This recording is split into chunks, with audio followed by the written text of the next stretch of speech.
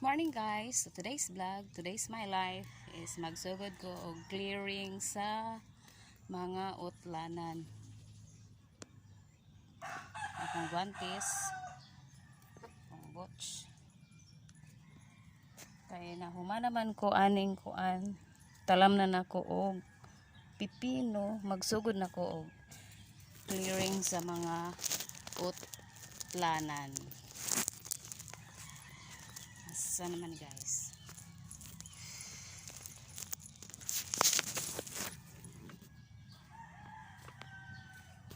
Ani din